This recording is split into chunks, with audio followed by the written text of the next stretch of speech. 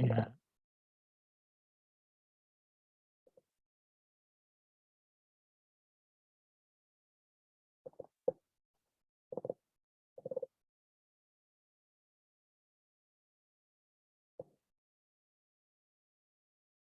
sebentar, saya coba open yang lalu untuk sebagai perbandingan.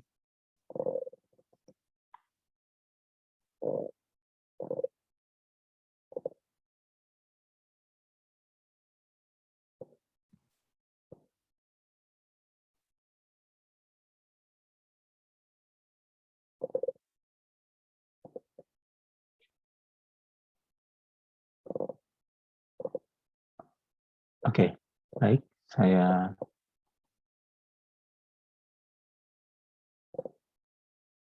coba share screen-nya sekarang ya.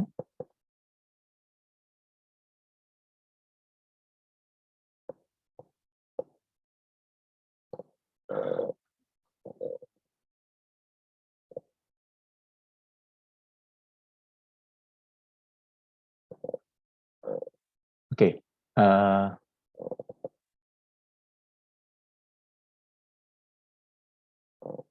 baik.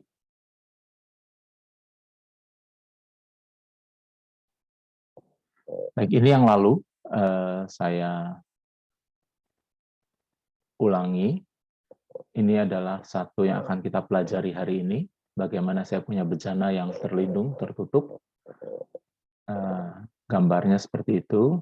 Dan kalau di kanan, itu adalah gambar yang sesungguhnya, mungkin lebih mendekati kenyataan, begitu ya. Jadi nggak diabatik. Ada sistem, ada lingkungan. Ini besaran-besaran yang kita akan pelajari. PVT itu sudah dikenal sejak SMA. Q, U, dan W itu kita pelajari sudah akhir minggu yang lalu dan juga hari minggu ini. SGHF ini hanya S yang akan kita pelajari, entropi, sebagai tambahan informasi saja ya. Lalu ada persamaan keadaan gas ideal, adik-adik sudah terima juga dari SMA. Ya, saya kira itu. Lalu ini adalah fungsi 3 variabel, ada parameternya 1, yaitu N, mol, jumlah mol, dan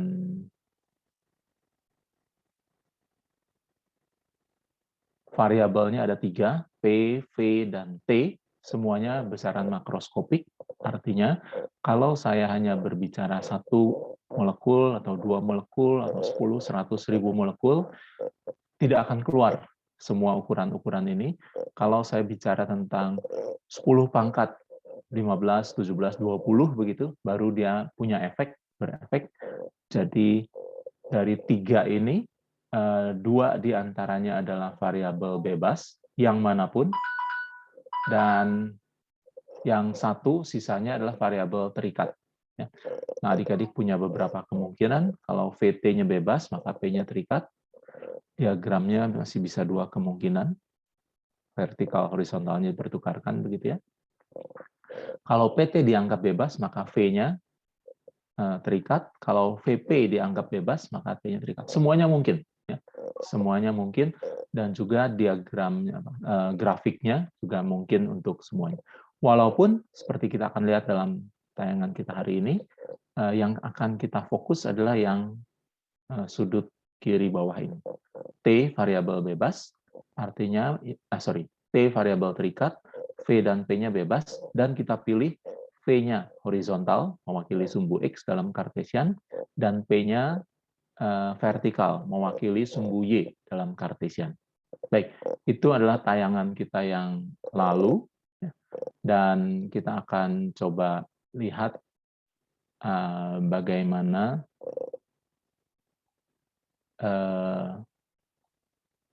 matematiknya. Ya, kalau kita bahas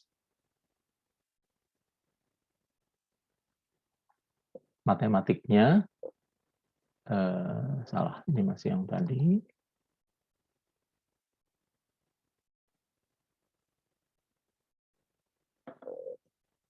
Oke, saya ini. Baik. Nah, Adik-adik sudah lihatnya?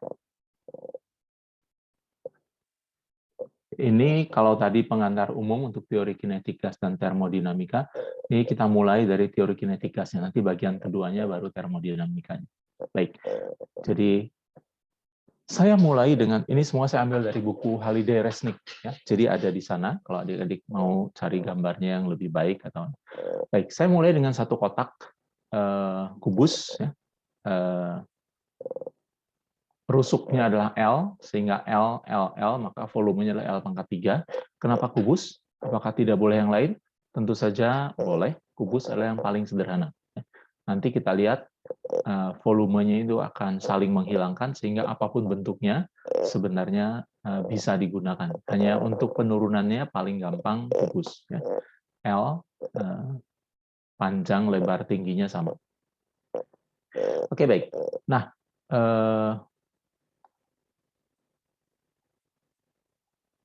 baik. Nah, kalau saya lihat tinjau satu molekul saja, ya, satu molekul saja dari gas yang kebetulan ya, memenuhi hukum gas ideal. Sekali lagi kita hanya berurusan dengan gas ideal saja untuk kali ini. Masanya M, kecepatannya V. Nah, apa yang saya gambarkan ini adalah benda mikroskopik. Ya. Dalam kehidupan sehari-hari, adik-adik tidak akan pernah melihat ini.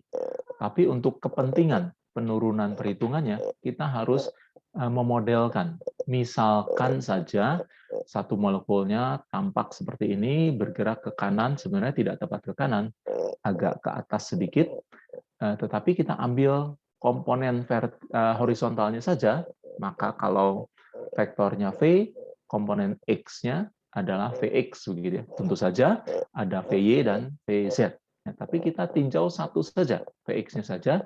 Bagaimana yang lain? Yang lain nanti akan kita perhatikan kemudian.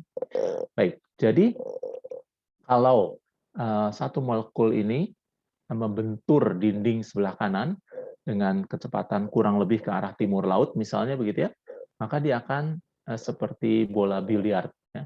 Kita asumsikan tumbukannya lenting sempurna, yang satu dengan molekul yang lain tidak berada interaksi, tidak berada dalam keadaan berinteraksi, bereaksi maksudnya, kecuali dalam tumbukan lenting sempurna saja. Ya, jadi ketika dua molekul argon misalnya bertumbukan, dia seperti bola biliar yang melakukan tumbukan lenting sempurna. Dengan dinding juga lenting sempurna, sehingga kalau tadi arahnya ke arah kurang lebih timur laut, kalau arah pandangan mata angin kita, kemudian dia setelah tumbukan berubah menjadi arah barat laut. Kenapa? Karena V, Y-nya tetap ke arah atas, tidak mengalami gangguan, sedangkan Vx-nya tadinya ke arah timur, sekarang jadi ke arah barat. Ya, tentu saja karena lentingnya sempurna, maka Vx yang arahnya ke timur tepat sama dengan Vx. Sorry. Arahnya berganti, tetapi besarnya tetap, ya, karena tumbukannya lenting sempurna. Nah, kalau kita membahas perubahan momentum dalam arah sumbu X, ya, dalam arah sumbu tidak sumbu Y tidak ada perubahan, sumbu X saja kita tinjau, maka kita dapatkan delta Px, artinya perubahan besar momentum dalam arah sumbu X, tadinya adalah Vx, ini yang awal MVx, yang kemudian akhirnya menjadi minus MVx, kalau pakai vektor tentu dalam arah I, ya. Yang satu minus I, yang satu plus I, dan yang namanya delta itu selalu akhir dikurangi awal, sehingga menjadi minus dikurangi minus atau minus 2, ya, MVx. Sederhana, bukan? Ya. Ini kembali ke kinematika. Kadang-kadang kita lebih tertarik dengan besarnya saja, berarti minusnya boleh hilang, kita beri harga mutlak. Oke, tidak apa-apa. Kalau kita tinjau ruas kiri ini, kita bagi dengan delta T. Kenapa kita bagi dengan delta T? Karena kita ingat, ya, delta P per delta T itu kembali ke bab momentum. Ya, perubahan momentum persatuan waktu adalah gaya, bukan?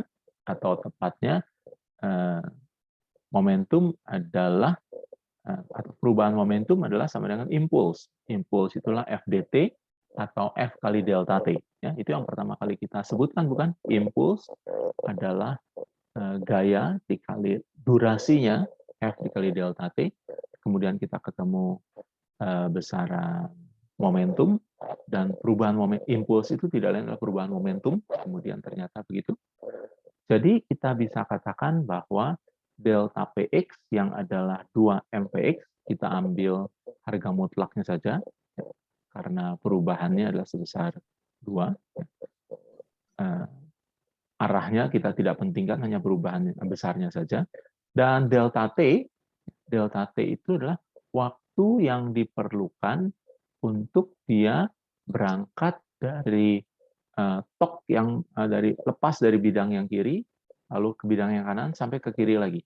Itu adalah jaraknya 2L, dan delta T itu jarak antara dua tumbukan, maksudnya tok di kiri dan tok di kanan, bisa juga tentunya tok di depan dengan di belakang, atau di atas dengan di bawah. Nah, karena kita sudah menganalisa arah X-nya saja, jadi Px, maka dia adalah 2L dibagi Px. Ya. Tentunya Px dan Vx, di sini Vx-nya sebagai pembilang, di sini sebagai penyebut dari penyebut. Seluruhnya adalah penyebut, tapi dia ada per Vx lagi, tentu ke atas menjadi menjadi Vx kuadrat. Ya, 2-nya hilang, M Vx kuadrat. Nah, adik-adik lihat, kelihatannya ini matematiknya tidak ada yang sukar. Ya. Jadi kalau adik-adik ikuti step by step, tidak ada matematik yang rumit. P di sini adalah momentum. P di sini adalah momentum. Kalau mau tegas tentu pakai vektor, karena kita sepakat hanya meninjau besarnya saja, maka tidak perlu pakai vektor. Dan yang namanya gaya itu adalah dp/dt, ya, atau perubahan momentum sama dengan impuls, F dikali dt. Ya. Baik, itu sudah kita lewati bab-bab yang lalu. Yang namanya P dalam arah sumbu X tentu, ya, X itu adalah tekanan sama dengan gaya dibagi luas penampang, kan? Jadi tolong perhatikan, P yang di atas ini adalah momentum, P yang mulai garis ini adalah tekanan. Ya, jangan sampai tertukar. Kebetulan lambangnya sama. Jadi yang di sini adalah termasuk vektor, yang di sini adalah skalar. Ya. P sama dengan F dibagi A. Tekanan sama dengan gaya dibagi luas penampang. Nah, luas penampang yang berurusan dengan kita, kiri dan kanan, itu adalah A sama dengan L kuadrat. Ya. Adik-adik harap lihat, karena saya pakai kubus, jadi sederhana. Ya. Bukan apa-apa, hanya L kuadrat saja tentu lebih mudah. Ya. Ketimbang kalau panjang kali lebar kan tidak sama, ya. Baik, jadi kalau saya hitung F-nya, karena dari atas, F itu sama dengan dp/dt, jadi mvx kuadrat per L ini tidak lain adalah mvx kuadrat per L untuk partikel ke-1, ada untuk partikel kedua, ada untuk partikel ketiga, dan ada untuk partikel ke-n. Dengan catatan, n-nya ini bukan 10, bukan 20, bukan 100, bukan 1000, bukan 10.000, tetapi kurang lebih sekian kali n Avogadro. Ya, bisa 2 atau 3 kali n Avogadro, bisa juga 1/10-nya, 1/1000-nya, tapi kalaupun 1/1000-nya, itu kira-kira kita masih berurusan dengan 10 pangkat 20 partikel. Ya. Jadi n ini mendekati bilangan Avogadro. 10 pangkat 20-an ke atas, ya, lebih dari itu. Nah, kalau kita kumpulkan, ya, karena di sini ada per L seluruhnya, di sini ada per L kuadrat, maka kita bisa dijadikan M-nya saya kumpulkan sendiri semua dalam kurung per L pangkat 3, dan kita tahu bahwa M per L pangkat 3, L pangkat 3 adalah volume, bukan? Suku-suku sisanya itu adalah Px1 di kuadrat, Px2 di kuadrat, Px3 di kuadrat, sampai dengan partikel yang ke N. Sekali lagi, N-nya besar. Ya. Jadi ini sukunya kalau dituliskan lengkap nih sampai ke pantai selatan mungkin ya, atau ke kutub selatan mungkin ya, 10 pangkat 20-an begitu. Tentu kita bisa ringkaskan seperti ini. Nah, kita tinjau Vx kuadrat itu kalau kita jumlahkan yang pertama, yang kedua, yang ketiga, itu hampir sama atau hampir mendekati dengan rata-rata, bukan? Kalau kita punya nilai, menghitung rata-rata nilai kelas, bagaimana? Nilai si A ditambah nilai siswa ke-1, tambah nilai siswa kedua, tambah siswa ketiga, dibagi dengan jumlah siswa adalah nilai rata-rata, bukan? Nah, tapi kita bukan bicara nilai, tapi tentang P kuadrat. P kuadrat partikel ke-1 dalam arah sumbu X ya. P kuadrat partikel kedua, ketiga, semuanya dalam arah sumbu X. Dijumlahkan, kalau dibagi dengan jumlah N-nya, jumlah partikelnya, dia menjadi P kuadrat rata-rata, bukan? Catatan di sini, P yang di bawah ini bukan lagi momentum, melainkan tekanan. Ya, tolong dicatat oleh adik-adik. Baik, sekarang kita lanjutkan. Ya. Kalau saya punya seperti yang tadi, P sama dengan M, L, pangkat 3 ini adalah volume, dikali Vx kuadrat, maka saya bisa katakan bahwa T-nya itu tidak lain, L pangkat 3-nya tetap ada, ya. M-nya tetap ada, Vx kuadratnya ini adalah jumlahan Vx kuadrat, tapi dibagi dengan jumlah molekul. Nah, jumlah molekulnya itu adalah N kali Na. Kalau saya punya 1 mol gas, maka jumlah butirnya adalah Na. Kalau saya punya 2 mol, maka 2 dikali Na. Nah, belum tentu saya punya 2, jadi sementara pakai N kecil saja. N kecil adalah jumlah mol. Kalaupun ternyata dia 1/1000, maka dikalikan. 1/1000 dikalikan 6, sekian kali 10 pangkat 23, itu masih kira-kira 6 kali 10 pangkat 20. Ya. Dan Vx kuadratnya itu, yang suku 1 sampai ke N, dibagi dengan N kali Ma, itu adalah menjadi Vx rata-rata. Baik, saya mundur lagi. Jadi Vx-nya ini seolah-olah di sini saya kali dengan N dikali Na, bawahnya juga diper dengan N kali Na. Ya. N kali Na yang atas nanti digabung dengan kurung ini, yang di bawah digabung dengan ini menjadi Vx kuadrat rata-rata. N kali Na, Avogadro yang atas tinggal bergabung dengan yang tadi dalam kurung, sisanya menjadi Vx kuadrat rata-rata. Apa artinya? Ini yang saya katakan tadi. Vx itu bisa positif, bisa negatif. Sekarang tidak lagi penting. Karena toh dia di kuadrat, maka mau positif, mau negatif, yang penting hanya lajunya, hanya besarnya, bukan? Kalaupun dia minus, kalaupun dia plus, begitu di kuadrat, semua menjadi plus. Ya. Jadi itu alasan tadi saya menghilangkan tanda minus. Kalaupun tidak, di sini dia akan hilang sekarang. Selanjutnya, P jangan lupa masih tekanan. Momentumnya sudah lewat. Kita hanya bahas waktu di awal sekali. Jadi P di sini, saya bisa katakan N-nya tetap, L pangkat 3-nya jadi volume. Nah, M dikali Na, ya, M adalah massa satu molekul gas, satu molekul argon misalnya. Kalau saya punya satu molekul gas dikali dengan 1 mol, Na adalah 1 mol, ya. N Avogadro adalah 1 mol, N-nya tetap tinggal di luar.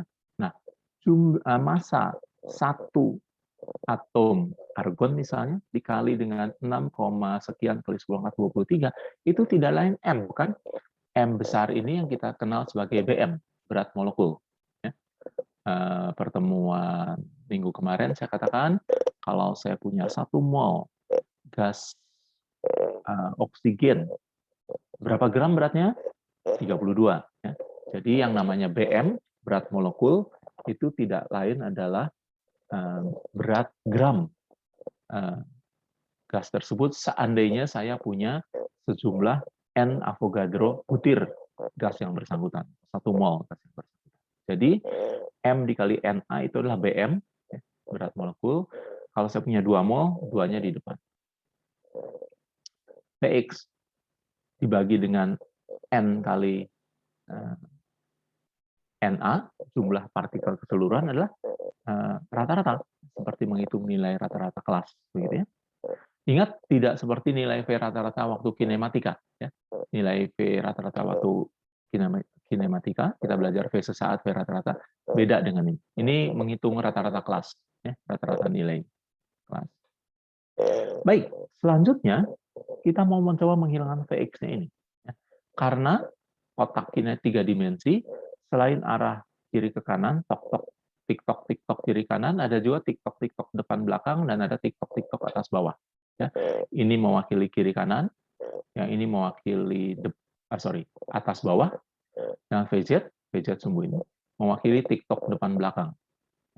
Dan kita tahu dari persamaan vektor bahwa V kuadrat adalah besarnya vektor yang merah ini adalah Vx kuadrat ditambah Vy kuadrat ditambah Vz kuadrat, atau V sama dengan akar dari ruas kanan. Bukan? Sifat vektor kembali digunakan.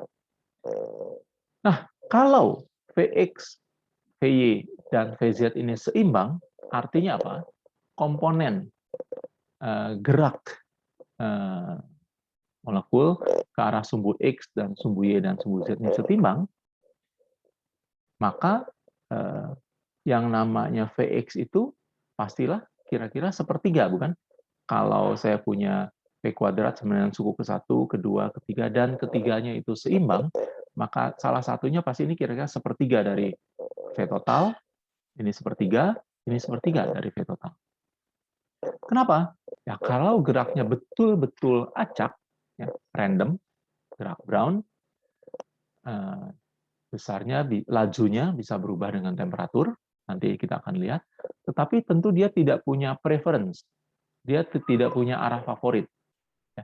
Kalau misalnya, dia favoritnya TikTok kiri kanan lebih dominan daripada TikTok depan belakang atau atas bawah, itu namanya bukan random. Yang random itu ke segala arah peluangnya sama. Nah, kalau ke segala arah peluangnya sama, tentu ke arah sumbu X dengan ke arah sumbu Y dengan ke arah sumbu Z sama. Sehingga kalau saya ambil tinjau X saja, itu pasti kira-kira sepertiga dari keseluruhan. Karena itu, di sini Vx-nya hilang menjadi V, tapi tambah faktor sepertiga.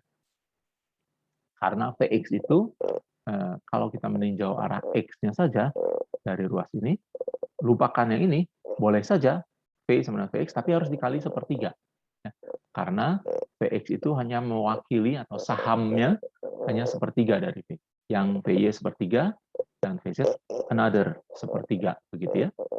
Jadi, saya bisa hilangkan subskrip X-nya, tapi ditambah faktor 3 di bawah. Yang lainnya tetap. Nah, perhatikan, ini satu hasil yang penting sekali, adik-adik. Kenapa? Karena kita berhasil menghubungkan besaran-besaran makroskopik, dalam hal inilah P, itu makroskopik, V, volume, makroskopik juga, N itu adalah parameter, jumlah mol, kita punya sekian mol dalam bejana kita, dan itu tidak berubah sampai percobaan kita selesai. M, ini adalah besaran mikroskopik, yaitu BM, ya, berat molekul dari, ya, karakteristik satu gas, parameter juga ya. Kalau kita pilih argon, maka M-nya adalah berat molekul argon. Saya kira ini masuk parameter. Kalau argon saya ganti dengan helium, maka M-nya ini menjadi berat molekul atau sama dengan berat atom karena monoatomik helium. Boleh diganti, tapi sekali diganti tetap. Yang lain adalah variabel V. Nah, tentu ada satu variabel yang belum kelihatan, T, bukan? Nanti kita lihat muncul juga. Sedangkan V ini, kita lihat di sini, adalah besaran mikroskopik. Kita lihat di atas, dia benar-benar mikroskopik. Dia adalah vektor kecepatan yang dimiliki oleh tiap-tiap atom. Kebetulan kita ninjaunya hanya satu atom saja tadi.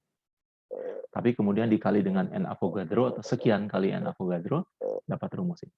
Jadi, ini adalah satu hubungan yang sangat penting, karena menghubungkan besaran makroskopik, P dan volume, tekanan dan volume, dengan besaran mikroskopik, laju rata-rata dari partikel, dengan parameter percobaan. M itu parameter percobaan karena waktu kita menentukan saya mau bermain-main dengan helium. Nah, itu sudah tertentu. M-nya adalah BM helium. Saya mau main-main dengan helium sebanyak setengah mol. Nah, N-nya sama dengan setengah sudah tertentu. Ya. Jadi saya harap adik-adik mengerti sekarang kenapa saya begitu menekankan variabel dengan parameter. Karena saya mau pakai di sini. Ya. Oke, jadi mudah-mudahan kalkulusnya tidak membingungkan adik-adik. Nah, kalau begitu, saya olah sedikit. Ya. P-nya tetap, 3V-nya tetap. Kita kenalkan besaran baru sekarang di sini, bahwa NM-nya tetap. V kuadrat average itu saya ganti namanya menjadi VRMS. Ya.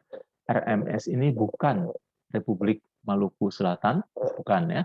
RMS ini dari perkataan bahasa Inggris, root mean square. Ya.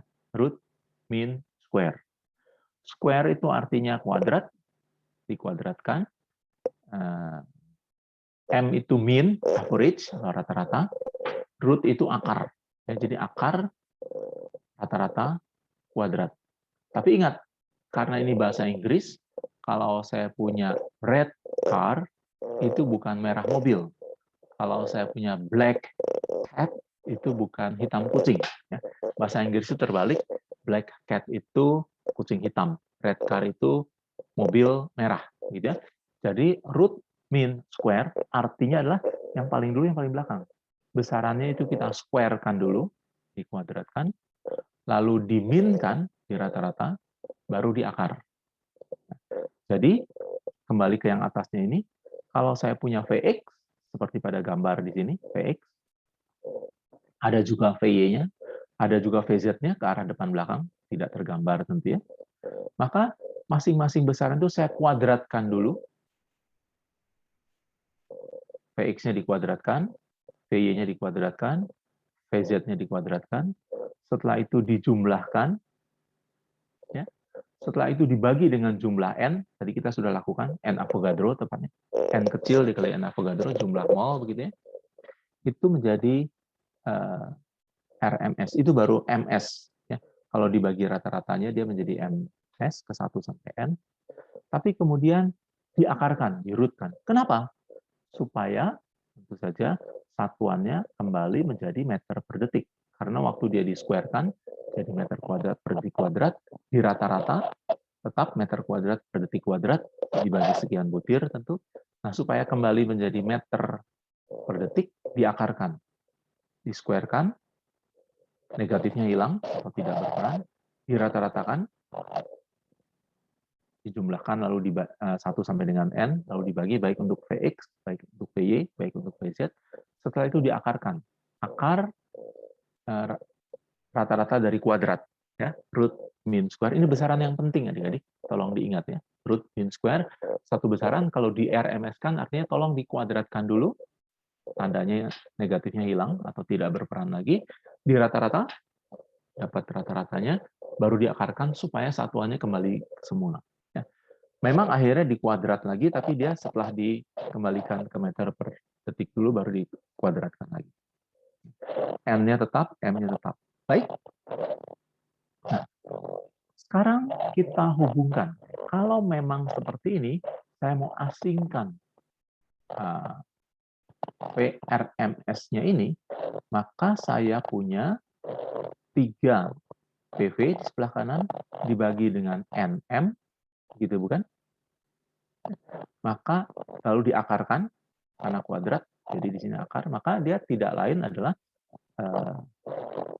PV-nya, jangan lupa, karena kita sudah ditakdirkan atau ditetapkan untuk semester ini berurusan dengan gas ideal saja, maka setiap kali kita ketemu PV, boleh saya ganti dengan NRT, bukan? Jadi, PV-nya saya ganti dengan NRT, N-nya sama N saling meniadakan, bukan? PV dibawa ke ruas kiri sama dengan NRT, di kiri ada N, di kanan ada N, boleh dicoret, maka tidak ada N di sini. VRMS sama dengan 3RT per M. Perhatikan, M inilah parameter, bisa berubah kalau kita ganti gasnya, tapi sekali kita pilih argon, tetap dia sama dengan BM argon. Sekali kita pilih neon, helium, tidak setiap kali berubah. Jadi dia bukan variabel, tapi parameter. 3 dan R adalah masing-masing konstanta. Ini adalah bilangan, R adalah konstanta alam. Ya, R. T adalah variabel. Jadi kita lihat khusus untuk gas ideal. Jadi begitu ini masih sifatnya umum. Begitu kita substitusi PVNRT, maka hasil ini adalah menjadi spesifik untuk gas ideal saja, tidak berlaku umum. Khusus untuk gas ideal, maka besaran mikroskopik di sebelah kiri yang disebut V rata-rata dengan catatan menghitungnya dengan cara RMS.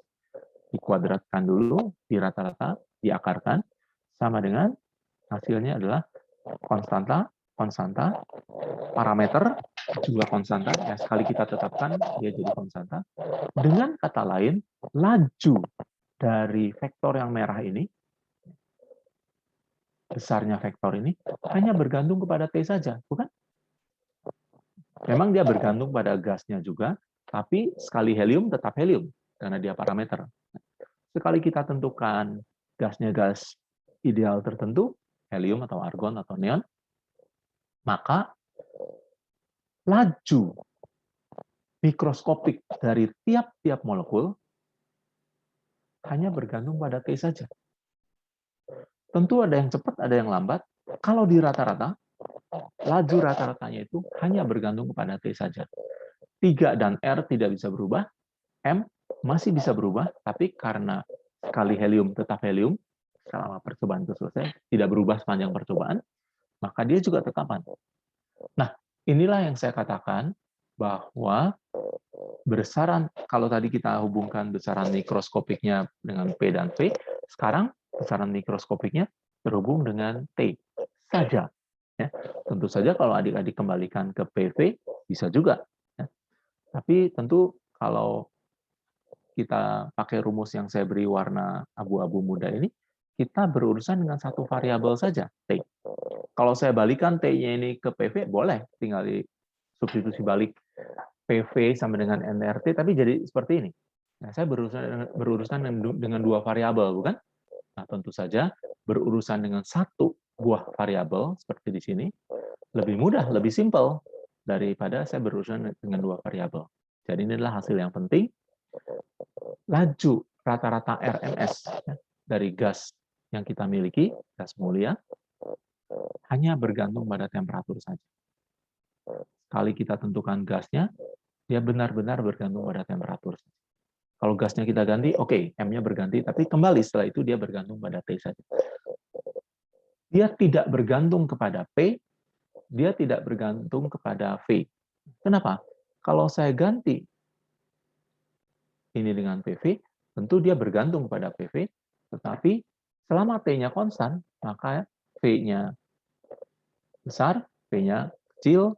Kalau tekanannya membesar, volumenya mengecil, karena kan ada aturan main gas ideal. Kalau T-nya konstan, P-nya bertambah, V-nya pasti mengecil. Perkaliannya tetap.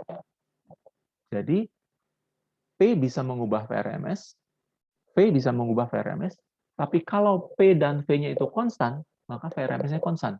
Nah, daripada kita berurusan dengan dua variabel, kita pindahkan ke T saja, satu variabel, maka kalau temperaturnya konstan, maka laju rata-rata juga konstan. Ingat, yang konstan adalah laju rata-ratanya, yang dihitung dengan cara RMS. Laju tiap partikel itu bervariasi. Ada yang cepat, ada yang lambat. Tapi kalau dihitung rata-ratanya dengan cara RMS, di-square-kan, di-min-kan, di-root-kan, selama T-nya konstan, maka VRMS-nya tidak berubah. Baik, saya stop sampai di sini dulu. Masih ada lanjutannya sedikit.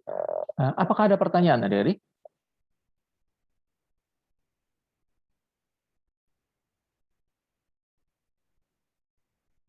Ya, tolong diperhatikan, matematiknya tidak rumit dan semua mengacu kepada yang sudah kita pelajari, ya, termasuk momentum, ya, benda titik. Ya.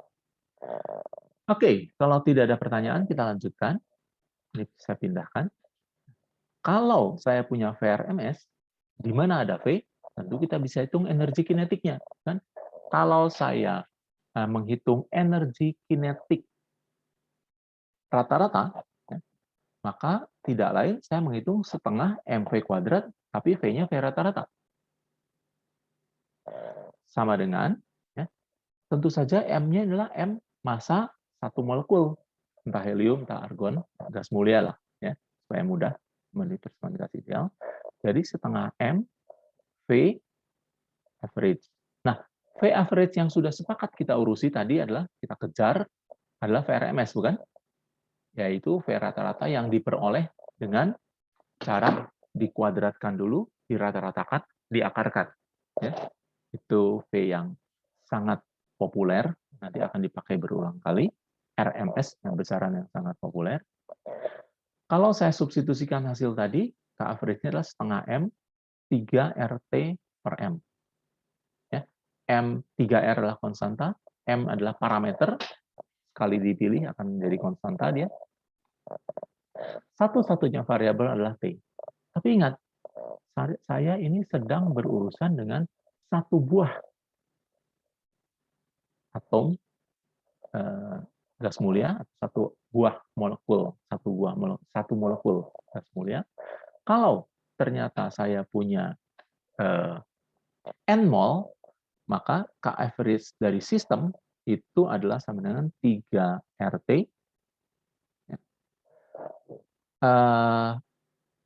M-nya ini, ya, M-nya ini, ya, M per M itu tidak lain adalah Na, bukan? Ya, seperduanya jadi 2 yang ini, 3-nya jadi 3 yang ini. Ya. M massa 1 molekul dibanding dengan massa 1 mol gas argon. Ingat, M ini tidak lain BM, bukan? Jadi 1 mol gas argon, 1 mol gas helium atau gas apapun, yang tidak lain adalah sekian gram. Dan kalau saya hitung M kecil dibagi M besar, atau saya balik, M besar dibagi M kecil, itu adalah N Avogadro, bukan? Tapi karena saya punyanya M kecil dibagi M besar, maka saya punya seper N Avogadro. Ya. Jadi 3-nya tetap, 2-nya tetap, RT-nya tetap, M kecil per M besar adalah seper N Avogadro. Kenapa? Karena M besar dibagi M kecil, massa 1 mol. Nah, berat molekul. Ya. Sekian gram. Sekian gram gas helium dibagi dengan massa 1 molekul gas helium, tidak lain adalah N Avogadro. Kalau saya punya 1 mol gas helium, maka beratnya adalah sekian gram. Karena N Avogadro dikali massa 1 butir atom yang bersangkutan menjadi apa yang kita sebut BM, dengan catatan satuannya gram, ya, bukan kilogram. Oke, jadi sekali lagi matematiknya cuma sederhana. Kalau begitu, K average adalah sama dengan 3/2 KT, ya, karena R dibagi Na, ya, R adalah konstanta universal gas, N adalah bilangan Avogadro, menjadi K, yang adik-adik terlanjur kenal dengan K Boltzmann, konstanta Boltzmann. Ya. K Boltzmann itu tidak lain adalah R dibagi Na, atau dengan kata lain, konstanta alam universal gas tidak lain adalah K Boltzmann dikali dengan Na. Ya. Begitu. Di kimia saya kira dipelajari juga. Nah, ini semua berlaku untuk satu molekul gas ideal monoatomik. Ya, satu molekul. Karena kita mainnya satu molekul di sini. Kalau saya punya N molekul, maka saya akan punya N kalinya, bukan? Karena N besar adalah jumlah mol dikali bilangan Avogadro. Kalau saya punya 2 mol, berarti saya punya 2 dikali pangkat, 2 dikali 6, sekian, dikali 10 pangkat 23, itu adalah N besar, jumlah partikel keseluruhan. Kalau saya punya 1/100 mol, berarti saya punya 10 pangkat 23 dibagi 100, kira-kira 10 pangkat 21, ya, 6, sekian kali 10 pangkat 21. Jadi kalau gitu saya koreksi lagi, ya, K average-nya adalah NKT, maka itu akan bernilai, ini hasilnya penting sekali adik-adik, yaitu bahwa N K average yang ada di sini, saya kalikan dengan jumlah molekul saya keseluruhan, menjadi energi total, ya, atau energi dalam, atau energi internal, dan tidak ada hubungannya dengan tenaga dalam. Ya, adik-adik tahu mungkin ya, baca buku silat ada tenaga dalam, bukan? Ini energi dalam. Ya. Energi dalam tidak sama dengan tenaga dalam. Energi dalam, energi internal, kita sebut U. Ya. Yang sudah kita bahas tentu minggu yang lalu. Cuman waktu minggu yang lalu kita katakanlah energi yang tersimpan dalam sistem. Sekarang kita hitung besarnya berapa. Ya. Nah, minggu lalu tidak melibatkan matematik, sekarang matematik. Dan adik-adik lihat matematiknya tidak susah-susah amat. Ya. Yang penting kita sudah berusaha. Saya kecilkan yang lebih jelas. Jadi energi internal untuk gas ideal tidak lain adalah N dikali average KT, sama dengan 3/2 NKT. 3/2 NKT. Karena ini untuk satu butir molekul gas mulia, kalau saya punya 10 mol, maka saya punya 10 kali bilangan Avogadro. Maka itu menjadi N sama dengan 10 dikali N. Nah, kalau saya punya 10 mol, itulah energi total yang tersedia.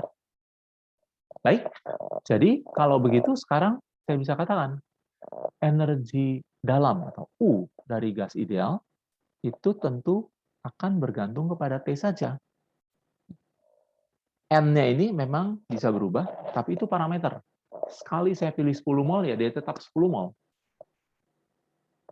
Yang satu-satunya variabel adalah T. Kalau T-nya konstan, maka energi dalamnya konstan. Hasil ini penting, bahwa energi dalam gas ideal hanya bergantung kepada T saja. Selama T-nya konstan, energi internalnya konstan. Baik, saya stop lagi sampai di sini adik-adik. Apakah ada pertanyaan?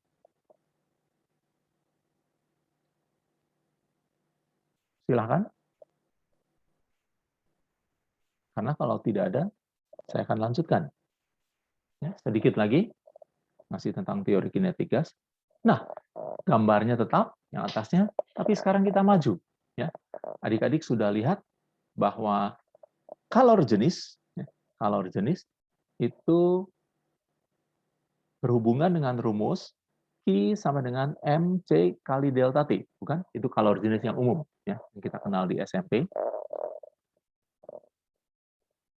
Q sama dengan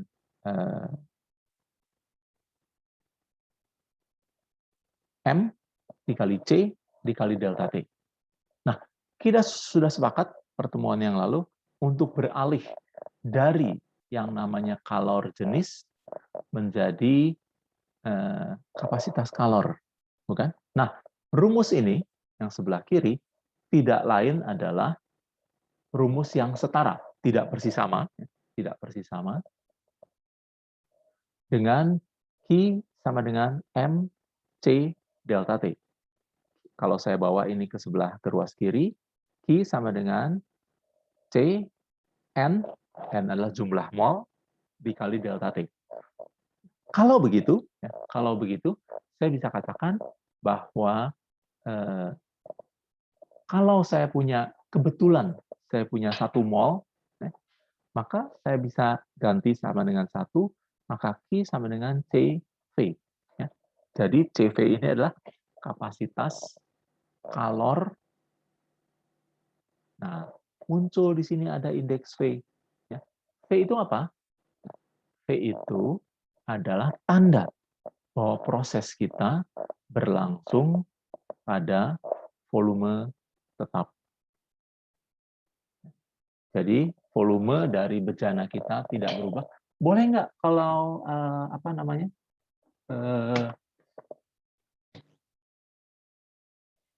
volumenya berubah? Boleh, tetapi nanti harus ada penyesuaian. Ya. Karena kalau volumenya berubah, maka nanti ada sebagian energi dipakai untuk mengubah volume. Ini adalah kalau volumenya tetap. Jika volumenya tetap, maka semua Q yang masuk dipakai untuk mengubah temperatur. kalau saya pindahkan ini ke kiri, maka ruas kiri ini dan tengah berlaku, semua kalori yang masuk hanya dipakai untuk mengubah temperatur. CV adalah konstanta milik gas tersebut, N adalah parameter, sekali saya pilih sekian mol, dia tetap sekian. Jadi semua joule yang masuk atau kalori yang masuk dipakai untuk menaikkan temperatur. Khusus untuk gas ideal, ya, seperti yang saya katakan tadi, Q di sini adalah sama dengan perubahan energi dalam. Bawahnya tetap, setiap kalori yang masuk dipakai hanya untuk meningkatkan temperatur gas, dan kalau temperaturnya naik, lajunya naik, energi kinetiknya naik, maka energi internalnya naik. Jadi, ingat, delta E in ini tidak lain adalah delta U. Ya, yang tadi kita lihat, delta E in adalah delta U. Kalau T-nya meningkat, kenapa T-nya meningkat? Karena diberi kalor. Tidak bisa berubah, K average-nya naik, energi internalnya naik, maka dia menjadi semua kalori yang saya berikan dipakai untuk menambah laju dari partikel, akibatnya temperaturnya naik sebesar delta T.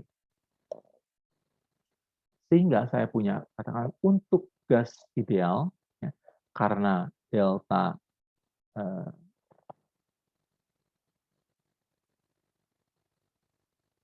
U-nya, delta E in adalah delta U, rumusnya tadi sama dengan RT, kan? Maka saya masukkan rumus yang tadi ke sini, saya dapatkan 3/2R.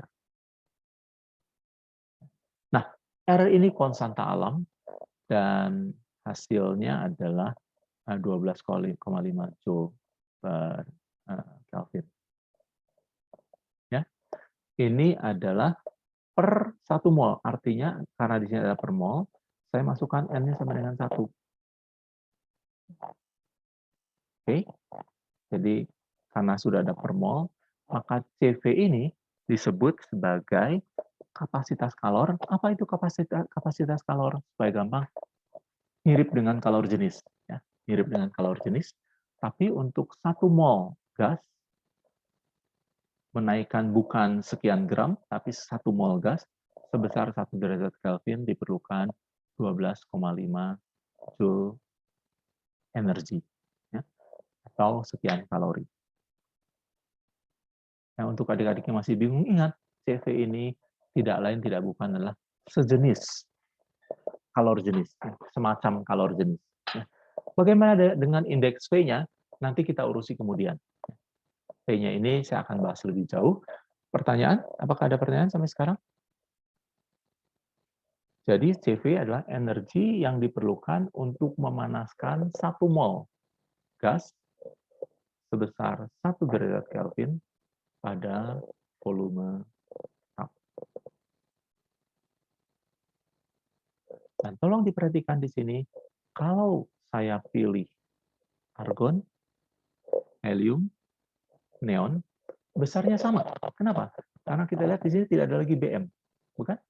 Sampai beberapa step sebelumnya itu masih ada BM di sini, tapi ke belakang itu kita main tidak ada lagi BM, tidak ada lagi massa, 1 butir atom yang bersangkutan, tidak ada lagi BM.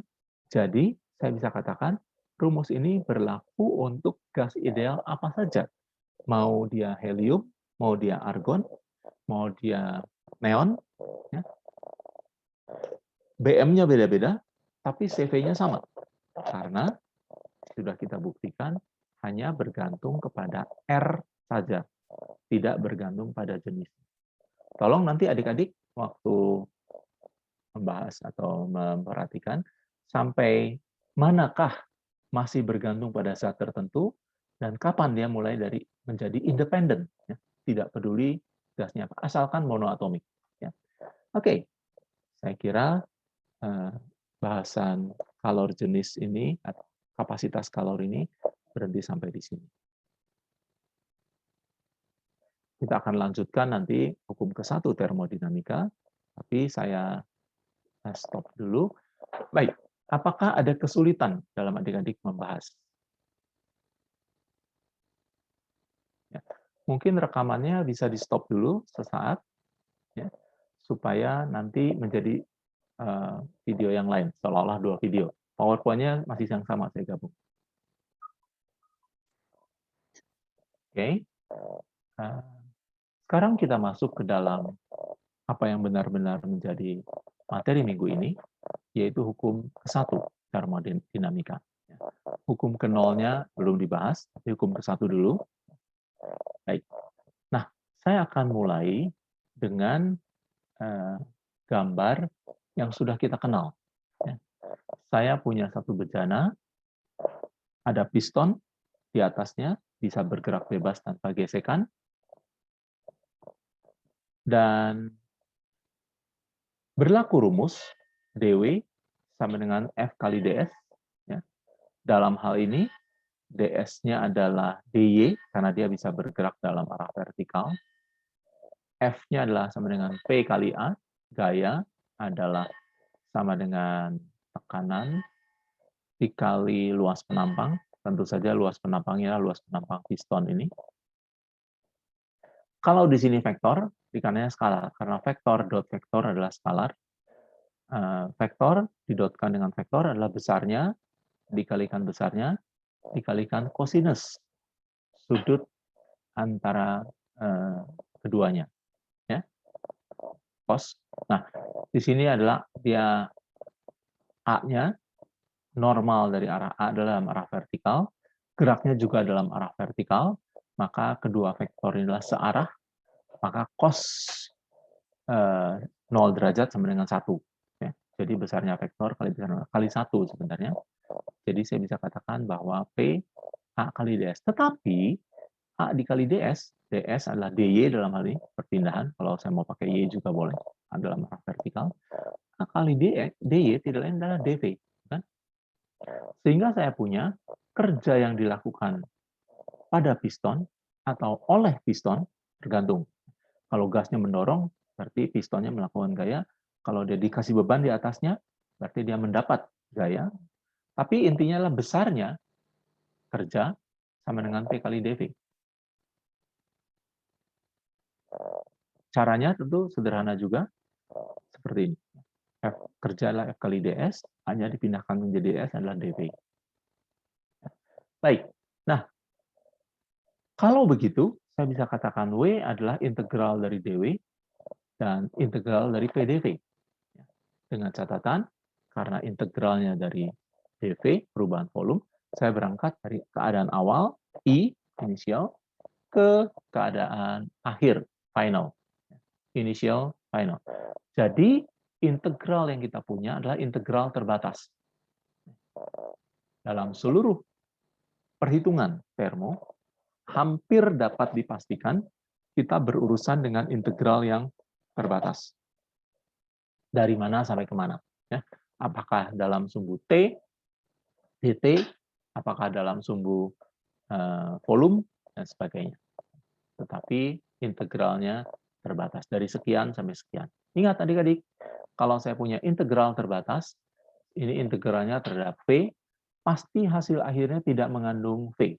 Ya, dia integralnya terhadap elemen volume atau pertambahan perubahan volume, tapi karena dibatasi ada VI, VF, pada satu saat kan dia harus dimasukkan ke dalam V-nya, berarti dia menjadi bilangan dan bilangan, karena VI dan VF adalah bilangan, berarti dia tidak lagi mengandung V.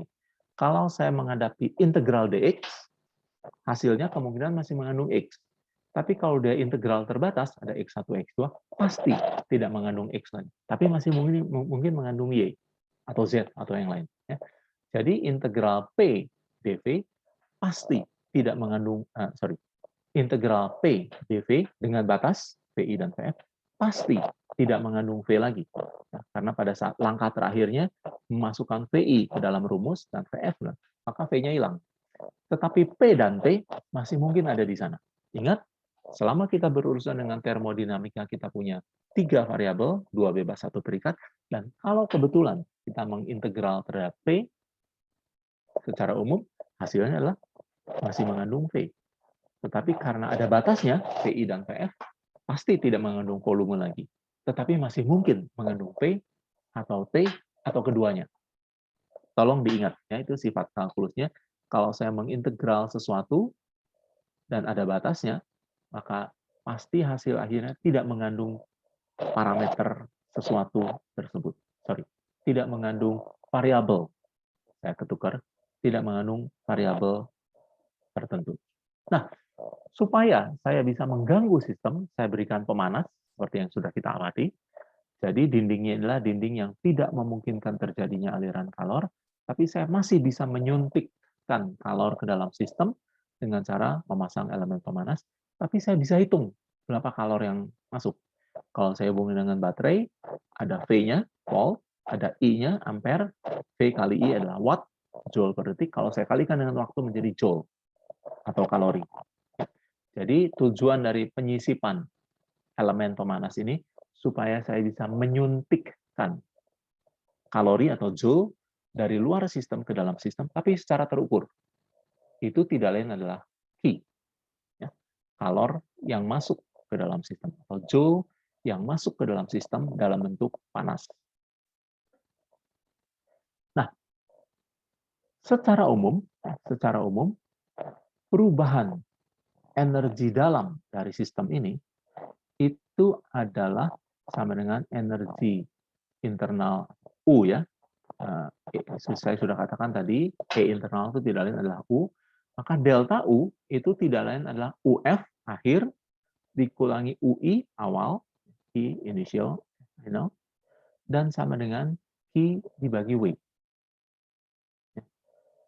Q ini adalah kalor yang masuk melalui elemen pemanas ini, sebagian dipakai untuk menaikkan temperatur gas,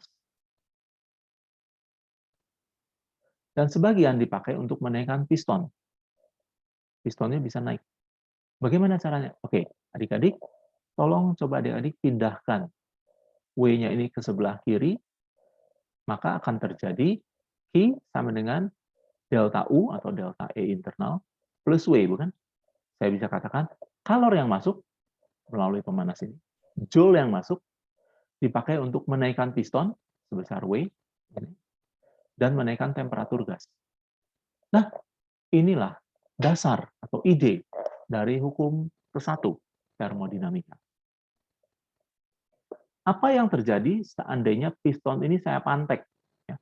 Jadi di sini dan di sini saya pasangi cengkram supaya pistonnya ini tidak bisa naik turun.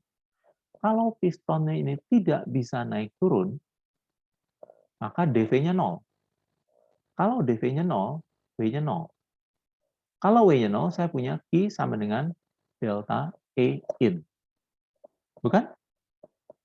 Ya, sekali lagi.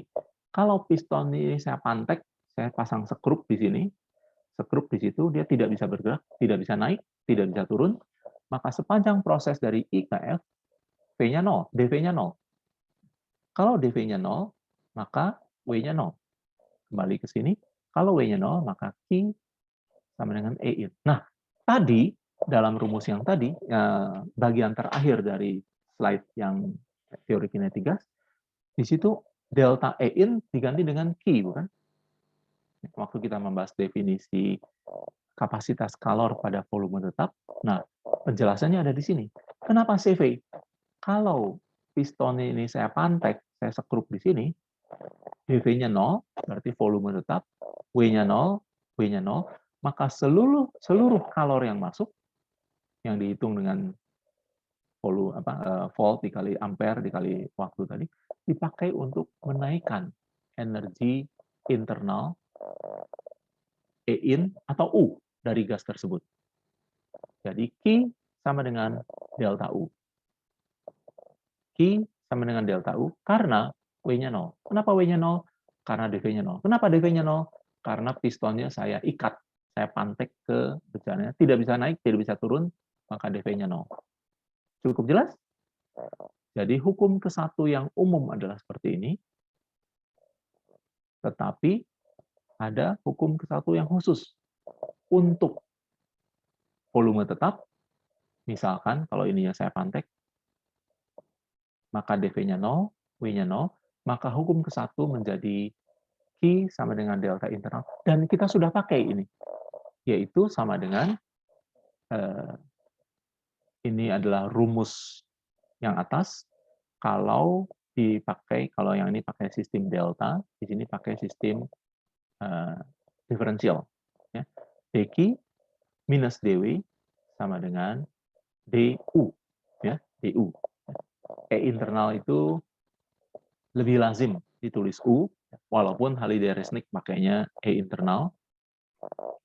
Lebih ringkas lah kalau kita pakai U ya. Oke, nah ada proses-proses istimewa yang sebenarnya secara diam-diam tadi kita sudah membahas satu proses yang istimewa. Kalau volumenya tetap, dV-nya 0, W-nya 0, maka rumusnya menjadi dQ sama dengan du. Ya. Kedepannya E internal ini saya sebut du saja ya, adik-adik asal tahu saja bahwa E in sama dengan U. Nah, beberapa buku fisika dasar selain Haliday-Resnick itu menggunakan notasi yang sedikit berbeda, lebih jelas saya kira dibanding Haliday-Resnick, yaitu D-nya ini pakai coret. dQ itu pakai coret, dW pakai coret, tapi du-nya tidak pakai coret. Kalau satu kali adik-adik melihat apa artinya? Nah, adik-adik ingat, saya pernah menjelaskan bahwa untuk Q itu kan tidak ada Q awal dan Q akhir. W juga tidak ada W awal dan W akhir. Yang adalah kalau terjadi proses dari I ke F, maka Q ini menjadi Q I ke F, W ini menjadi W I ke F, tetapi U-nya berubah menjadi delta U, yang tidak lain adalah UF minus UI. Ya. Jadi setiap D diferensial besaran yang tidak dicoret, itu besarannya ada awal dan akhirnya. Ya. Untuk U, kita mengenal UI, kita mengenal UF, dan kita mengenal delta U, sama dengan UF dikurangi UI. Nah, kalau yang seperti itu, namanya diferensial eksak, D-nya nggak pakai coret. Nah, Q dan W itu bukan diferensial eksak, atau diferensial tak eksak dengan kata lain. Cirinya adalah, kalau dia diintegral, tidak menjadi, kita tidak mengenal QI, kita tidak mengenal QF, yang kita kenal adalah Q dari I ke F. Dan itu sama dengan integral dQ. W juga sama. Kita tidak mengenal W, I, kita tidak mengenal WF, tapi kita mengenal W, I ke F. Jadi, D yang pakai coret, kalau diintegral menjadi besaran I ke F, baik itu Q, I ke F, W, I ke F. Jadi, kembali ke sistem, sini. Waktu keadaan awal, dia belum dipanaskan, saya tidak bisa mempertanyakan berapa QI-nya. Bahkan setelah dia selesai diproses, dikasih sekian kalor, saya tidak bisa tanyakan berapa QF-nya. Tidak ada itu yang namanya QF, tidak ada juga yang namanya QI. Yang adalah, kalau proses ini dilakukan, maka terjadi perubahan Q, yaitu Q I ke F. Seandainya pistonnya tidak disekrup, dia bisa naik turun. Sebelum dia naik, tidak bisa naik. Berapa WI-nya? Tidak ada istilah WI. Berapa WF-nya? Tidak ada istilah WF. Yang adalah istilah W I ke F. Berapa joule yang diterima atau dilepaskan oleh sistem kalau berlangsung proses I ke F. Ya. Jadi sekali lagi, kalau adik-adik buat catatan, saya terus terang kesulitan. Buat coret di sini sulit, ya, karena ini saya kutip dari buku Haliday. Jadi silakan adik-adik pakai tulisan tangan. Di sini harusnya pakai coret, yang kiri nggak pakai coret. Dan cirinya adalah kalau diintegral menjadi delta, UF minus UI, yang sini tidak ada delta, menjadi Q I ke F, ini menjadi W I ke F. Oke? Baik, sebelum kita lanjutkan, saya juga mau kasih catatan sekarang. Saya pernah katakan bahwa teman-teman di kimia membuat perjanjian yang berbeda. Teman-teman di kimia dan di engineering, mereka janjinya pakainya W sama dengan minus PDF. Tentu saja berlawanan ya. Integral Jadi dW sama dengan minus PDF. Sehingga W-nya integral ada minusnya di sini. Adik-adik bilang, wah, tentu kalau gitu berbeda dong.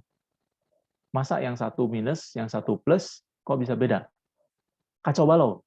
Sebenarnya tidak kacau balau. Ya. Teman-teman dari kimia yang mendefinisikannya dW sama dengan minus PDF, waktu dia masuk ke sini, ke rumus-rumusan, dia pakainya plus. Sehingga ini juga plus. Ya. Jadi kalau adik-adik substitusikan PDF-nya ke dalam DW, baik cara kita maupun cara kimia, hasil di sini adalah sama. Kenapa? Karena definisinya di sini ada minusnya, tapi di sini plus. Kita pakai di sini plus, di sini ada minusnya. Sama, bukan? Ya. Tapi yang penting sekarang adalah kita mengingat caranya. Kalau dari rumus, kalau DV positif, W-nya positif, betul? Ini untuk fisika.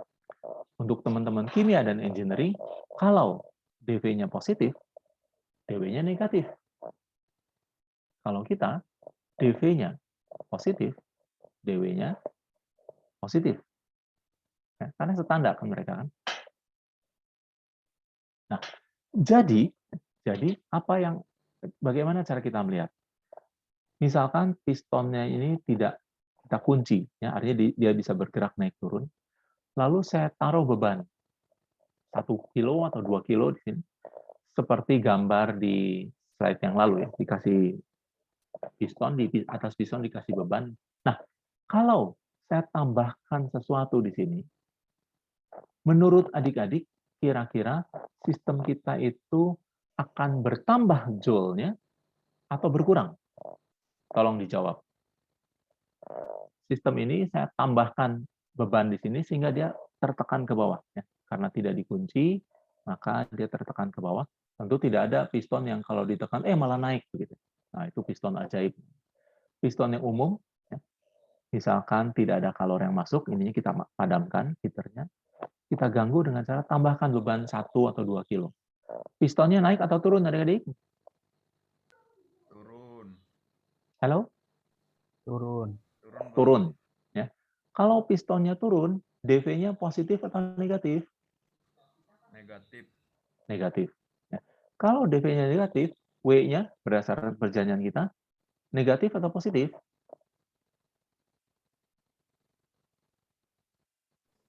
Negatif. Kalau DV-nya negatif, W-nya? Atau Negatif, DW? Negatif. Ya. Kalau DW-nya negatif, integralnya pasti negatif juga. Jadi kita lihat, ketika dia mendapatkan sejumlah joule, W-nya malah negatif. Ya. Nah, ini yang saya katakan, prinsip yang kita anut, fisika, teman-teman fisika anut untuk W, beda dengan prinsip dompet. Ya. Untuk key, kita sudah belajar, prinsipnya dompet. Kalau saya punya dompet, sesuatu masuk, uang masuk, saya positif. Ya. Key masuk, positif. Kalor. Tetapi, kita lihat di sini, joule masuk, ya. Waktu saya tambahkan beban, kan joule-nya bertambah. Tetapi W-nya negatif. Dengan kata lain, prinsipnya adalah anti atau berlawanan dengan prinsip dompet. Oke, nah itulah cara yang kita fisika. Jadi ada dua yang diingat. Ya. Pertama, dW sama dengan plus dV. Tapi prinsipnya prinsip dompet, yaitu kalau dia bertambah joule-nya, kita katakan W-nya negatif. Atau saya balik, kalau dia melakukan kerja, kalau misalnya saya panaskan ini sehingga pistonnya itu naik, dV-nya positif, tapi dV-nya positif, dW-nya positif, tapi dia kehilangan joule. Karena kan mendesak udara yang di atas. Jadi, dia kehilangan joule. Joule yang masuk, sebagian dipakai untuk menaikkan temperatur, sebagian dipakai untuk menaikkan piston. Ketika piston naik, dV-nya positif, W-nya positif. Tetapi minus W adalah yang negatif. Jadi, sistem melakukan kerja. Itu bedanya. Nah, supaya adik-adik tidak bingung, begini saja adik-adik. Waktu adik-adik mau ujian fisika, tolong tanggalkan kimianya. Waktu adik-adik mau ujian kimia, tolong lupakan fisikanya, supaya nggak pusing. Tetapi adik-adik bisa lihat sebenarnya hukumnya sendiri tidak bertabrakan. Karena kalau teman-teman di kimia pakainya di sini minus PDF, tolong dicek. Hukum ke-1-nya pasti ininya plus. Kita pakai di sini plus, tapi di sininya minus. Jadi sebenarnya tidak ada yang bertabrakan. Tapi perjanjiannya kebetulan agak berbeda di sana dengan di sini. Nah, supaya adik-adik tidak bingung, waktu di ujian fisika, tolong lupakan semua kimia. Artinya, ininya pakai yang fisika, ininya juga pakai yang fisika dong. Ya, minus. Waktu adik-adik ujian kimia, yang di sininya pakai yang minus PDV, kesepakatan konvensi kimia, tapi ini juga harus plus. Ya. Jadi jangan kecampur aduk. Kalau adik-adik pakai ininya plus, itunya minus, nah itu tewas di tempat. Karena adik-adik seolah mengkawinkan konvensi kimia dengan hukum ke-1-nya konvensi fisika. Pasti salah. Ya. Jadi waktu ujian kimia, lupakan fisikanya, waktu ujian fisika, lupakan kimianya. Begitu ya. Secara umum, tidak ada yang bertentangan. Karena di sini minus, di sininya plus. Kita pakai di sininya plus, di sininya minus. Ya. Jadi hukum ke-1 sama saja. Lebih baik kita membacanya seperti ini. Kalor yang masuk melalui pemanas ini, sebagian dipakai untuk menaikkan temperatur gas, mengubah energi dalam, sebagian dipakai untuk menaikkan piston. Ya. Supaya jangan bingung, W-nya tolong dipindah ke kiri. Ya. Jadi dQ sama dengan du plus dw. Kalor yang masuk dipakai sebagian untuk menaikkan temperatur gas, energi dalam naik, sebagian dipakai untuk menaikkan piston. Ya. Kalau pistonnya dikunci, dV-nya 0, dW-nya 0, maka seluruh kalor yang masuk dipakai hanya dan hanya untuk menaikkan energi dalam. Baik, saya kira mudah-mudahan adik-adik tidak bingung. Kita selanjutnya masuk ke dalam proses yang istimewa. Ya. Ada beberapa proses yang istimewa. Isobar, P-nya konstan. Isochor atau isovolume, P konstan, kita sudah bahas tadi diam-diam. Dan isoterm, P konstan. Karena kita main-main dengan gas ideal, PV sama dengan nRT, jangan lupa. P konstan itu identik dengan P kali V konstan. Artinya apa? P-nya boleh berubah, tekanan, volumenya boleh berubah, tapi kalau perkaliannya tetap, maka dia isoterm. Ya. Jadi, kalau PV-nya konstan, dia isoterm. Bagaimana energi dalamnya? Kalau PV-nya konstan, T-nya konstan, energi dalamnya konstan. Karena kita sudah katakan, khusus untuk gas ideal yang kita evaluasi dalam semester ini, kita membatasi diri, U hanya bergantung dari T saja. Ya, T tetap, maka U tetap. P-nya bisa berubah, volumenya bisa berubah, tekanannya bisa berubah, tapi selama perkaliannya itu tetap, maka dia energi dalamnya tetap. Ada satu lagi proses yang istimewa, yaitu adiabatik. Ya, kita akan bahas ini secara dalam slide yang lain nanti. Bukan PV-nya yang konstan, tetapi PV pangkat gamma yang konstan. Nah, apa itu gamma? Gamma itu tidak lain adalah CP dibagi CV. Ya. Apa itu CP? Peyem. Ya. P peyem itu adalah kalor jenis, tanda petik, kalor jenis untuk proses yang berlaku secara isobarik. CV, vampir, yang sudah kita bahas tadi sedikit, adalah sejenis kalor jenis untuk yang volume konstan. Tadi kita sudah singgung. Satu lagi proses istimewa adalah kalau kita ada dalam diagram PV, ada proses yang garis lurus di sana. Garis lurus itu garisnya miring, ya, tapi lurus, tidak melengkung, tidak meliuk-liuk maksudnya, garis lurus. Ya. Itu adalah proses yang istimewa. Jadi ada 5 proses istimewa. Volume tetap, tekanan tetap, temperatur tetap, tentu ada 3. ISO. Ya. ISO tekanan, ISO volume, ISO temperatur. Berikutnya adalah adiabatik, artinya Q-nya sama dengan 0. Atau dQ sama dengan 0.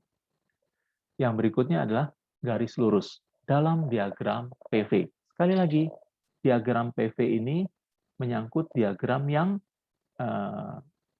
P-nya sumbu tegak, V-nya sumbu horizontal, ya, yang tadi saya kasih warna. Dan rumus yang kita pakai adalah DU sama dengan DQ minus DW, atau mungkin adik-adik lebih enak mengatakannya DQ sama dengan DU plus DW. Ya, sesuai dengan gambar kita tadi, kalau saya masukkan sejumlah kalor Joule ke dalam sistem, sebagian dipakai untuk menaikkan temperatur gas ideal, sebagian dipakai untuk menaikkan piston. Ya, kalau dia ke kiri kan jadi plus, ya, plus. Jadi Joule yang masuk menjadi Joule untuk menaikkan temperatur gas, ditambah dengan Joule untuk menaikkan piston. Kalau pistonnya ternyata turun bagaimana? Wah, itu berarti DW-nya minus, ya, sesuai perjanjian kita. Atau dalam bentuk yang non-integral, non-diferensialnya, Q sama dengan W plus delta U. Tolong W-nya dipindahkan ke kiri, gitu ya. W adalah Joule untuk menaikkan piston, delta U adalah Joule untuk menaikkan temperatur gas.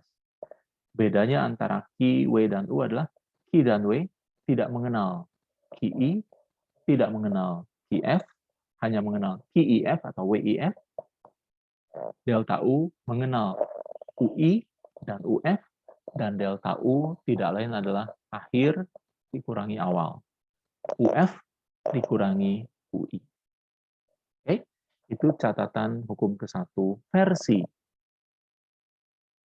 fisika. Ya, saya sudah bahas ada versi kimia. Saya coba buat dalam tabel. Ya, kalau isobarik, tekannya konstan. Kalau isokorik, volumenya yang konstan. Kalau isotermik, T-nya yang konstan. Kalau adiabatik, yang konstan adalah bukan P-nya, bukan V-nya, bukan T-nya, tapi P, V, pangkat gamma yang konstan. Nah, bagaimana kita membahas ke dalam delta U, Q, dan W-nya? Maka yang isobarik itu adalah delta U-nya sama dengan ini. Mungkin kita lihat yang ini aja dulu, paling gampang. Ya. Yang paling gampang baris kedua dulu, jangan baris pertama. Kalau dia isokorik, isovolum, ya, maka dV-nya 0.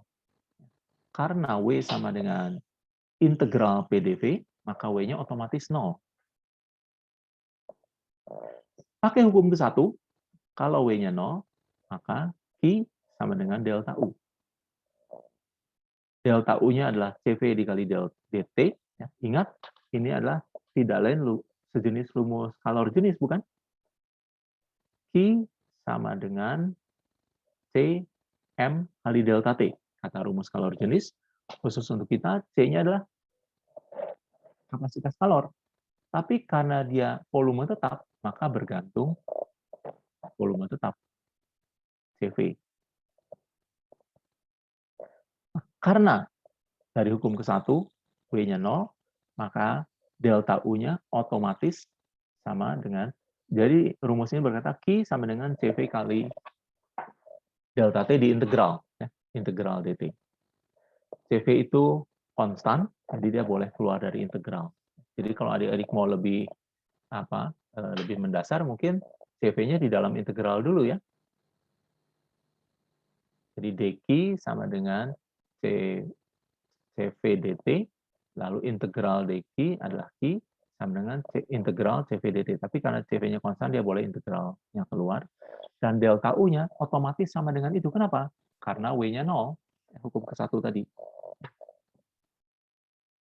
Ini juga konsisten dengan catatan tadi, bahwa perubahan energi dalam, sebenarnya bunyinya gini, energi dalam gas ideal hanya bergantung pada T, atau perubahan energi dalam hanya bergantung pada perubahan delta T. Ya, sama seperti itu. Nah, kita ke yang ketiga. Ya. Yang ketiga dulu. Kalau isoterm, maka delta T-nya 0, dt-nya 0. Karena delta U gas ideal hanya bergantung kepada T, kalau dt-nya 0, maka delta U-nya juga 0. Nah, W-nya bagaimana? Kalau delta U-nya 0, maka Q-nya berdasarkan rumus 1 sama dengan dW, bukan? Integral dW, bukan? Integral dW. Nah, berarti W-nya adalah integral P dV, ya, integral P dV. Kalau isotermik, PV sama dengan nRT, bukan? Gas ideal. Kalau T-nya konstan, karena dia isotermik, maka nRT-nya juga konstan. Jadi, rumus umum dari dW adalah PdV. PdV. P-nya itu tidak lain adalah nRT dibagi V. Ya, nRT dibagi V, seluruhnya ada di dalam integral. Tapi karena N-nya konstan, parameter, R-nya konstan, konstanta alam, T-nya variabel, tapi dia konstan karena isotermik. Jadi boleh keluar dari integral. Nah, nRT ini konstanta semua. Bilangan kan dia konstan. Fungsinya adalah tinggal seper V di dalam dengan dV. Nah, ini akan menjadikan integral apa? Integral dari dV per V adalah ln, ya, logaritma basis bilangan natural E. E itu besarnya 2,7 kali sekian. Nah, saya ingin katakan adik-adik, ini adalah satu-satunya integral yang susah. Ya. Karena integral dV per V sama dengan adik-adik belajar dari kalkulus, bukan? Integral dx per x hasilnya ln x. Nah, saya tidak berwenang mengajar itu, saya hanya pakai saja. Integral dari dV per V adalah ln V. Sekali lagi, ini adalah satu-satunya integral yang sulit. Tapi sekali adik-adik memahami integral dari ln, integral dari dV per, integral dari ln x per x adalah ln x. Nah, selanjutnya tinggal digunakan saja. Satu-satu. Bagaimana Q-nya? Q-nya tentu saja sama dengan pakai rumus hukum ke-1. Ya. Kalau W-nya seperti ini, U-nya seperti itu, maka Q-nya bisa dicari. Oke. Nah, baris keempat, kalau prosesnya adiabatik, definisi proses adiabatik adalah Q-nya sama dengan 0. Kalau begitu, berarti ingat, CV-nya adalah untuk proses apapun, walaupun dia tidak isokorik, delta U tetap akan seperti ini bentuknya. Kenapa? Kan kita sudah bertemu dengan pernyataan untuk gas ideal, energi internal hanya bergantung kepada T saja. Ya. Jadi walaupun di sini ada perubahan volume, ada perubahan tekanan, seandainya ada, gitu, tapi yang namanya delta U itu hanya bergantung pada temperatur saja. Dan kebergantungannya tepat seperti ini. Jadi ada adik-adik lihat, khusus untuk delta U, apapun prosesnya, isobarik, isokorik, isotermik, adiabatik, garis lurus, rumusnya sama juga. Hanya saja, khusus untuk yang isotermik, karena DT-nya 0, dia jadi 0. Tapi rumusnya 1, 2, 3, 4, 5, rumus yang sama. Kenapa? Kita sudah buktikan sebelumnya, untuk gas ideal, maka energi internal hanya bergantung kepada T saja. Kan? Bagaimana bentuk pergantungannya? Bentuk bergantungannya kita turunkan dari sini. Dan sekali kita dapatkan, maka apapun prosesnya berlaku rumus yang sama. Ya, yaitu Joule yang diperlukan untuk menaikkan temperatur gas ideal atau energi internal gas ideal atau delta U sama dengan kalor jenis, tanda petik ya, kalor jenis gas ideal dikali perubahan temperaturnya. Ya, apapun prosesnya. Ya, jadi tolong diperhatikan, meskipun isobarik di sini bukan P, meskipun isotermik di sini bukan CT, tapi tetap CVDT. Jadi seluruhnya untuk delta U selalu 1, 2, 3, 4, 5 proses yang istimewa selalu bentuknya sama, CVDT. Hanya saja khusus untuk yang isotermik, ya dia sama dengan 0. Jadi kalau adik-adik tuliskan mau lengkap, tetap saja CVDT sama dengan 0. Gitu ya. Hanya kalau yang atas tidak sama dengan 0, tidak sama dengan 0, tidak sama dengan 0, tidak sama dengan 0. Tapi kalau T awal dan T akhir diketahui, langsung dia diketahui. Sekali lagi adik-adik, energi internal dari gas ideal hanya bergantung pada temperatur saja. Sedikit hal yang perlu diingat, CV di sini adalah termasuk termasuk N di dalamnya. Jadi kalau dia 1 mol dengan 2 mol dengan 3 mol, CV-nya ini beda. Ya. Bukan CV per mol, tapi CV sistem. Kalau sistem kita 1 mol, kalau sistem kita 2 mol, CV-nya ini beda. Jadi ada mengandung N di dalamnya. Ya. Baik. Nah, khusus kita sudah bahas yang kedua, ketiga, keempat. Kenapa garis lurus juga mendapat status istimewa di sini? Kita ingat, ya, karena kita masuk dalam diagram vertikalnya V dan horizontalnya V, itu yang kita pilih. Ya. Grafiknya adalah vertikalnya tekanan, horizontalnya volume. Ingat bahwa integral di kuadran ke-1 itu tidak lain adalah luas daerah, bukan? Kalkulus. Jadi kenapa garis lurus ini kita masukkan sebagai proses yang istimewa atau agak istimewa? Dia tidak isobarik, dia tidak ada iso-isonya, tidak adiabatik juga, tapi dia istimewa. Kenapa? Karena menghitung W-nya mudah. Karena W-nya sama dengan luas daerah di bawah kurva. Nah, kalau kita bisa menghitung W-nya dengan perentaraan luas daerah, apakah segitiga, atau trapesium, atau segi 4, pasti yang gampang dihitungnya begitu ya. Maka kalau W-nya tahu, Q-nya tahu, U-nya, delta U-nya tahu, maka Q-nya bisa dihitung kan? Kenapa? Kan ada hukum ke-1. Q sama dengan W plus delta U. Kalau delta U-nya tahu, dihitung dengan rumus standar. Kalau W-nya tahu, hitung dengan luas daerah, maka Q-nya pasti tahu. Jadi ini termasuk proses yang istimewa, atau mungkin agak istimewa, karena kita bisa menghitung W-nya dengan mudah. Dan kalau W-nya sudah berhasil dihitung, Q-nya juga bisa dihitung. Nah, proses-proses yang tidak termasuk istimewa, susah menghitung Q-nya atau W-nya. Jadi, proses yang akan keluar dalam ujian adalah pasti salah satu, atau salah dua, atau salah tiga dari proses yang istimewa ini. Jadi semua proses yang punya peluang untuk keluar dari dalam ujian adalah salah satu dari 5 atau gabungan dari prosesnya, misalnya ABC, AB-nya iso volume, sininya garis lurus, sininya isobarik, misalnya seperti itu ya, gabungan dari ketiga proses yang. Dan untuk setiap ini Q-nya bisa dihitung dari hukum ke-1, W-nya bisa dihitung dari hukum ke-1, dan Q-nya bisa dihitung dari hukum ke-1. Itu sebabnya saya kosong-kosongkan supaya adik-adik isi ya sendiri. Ingat, basis pengertian kita adalah C dikali massa dikali delta T. Cuma M dan C-nya ini sekarang kita kemas dalam kemasan CV atau CP. Tolong diperhatikan, ini kita belum bahas tadi yang satu. Kalau isobarik, ya, tadi kita lewat dulu. Perhatikan CP-nya. Q sama dengan CP dikali DT. DQ sama dengan CP kali DT. Karena prosesnya isobarik, maka C-nya CP.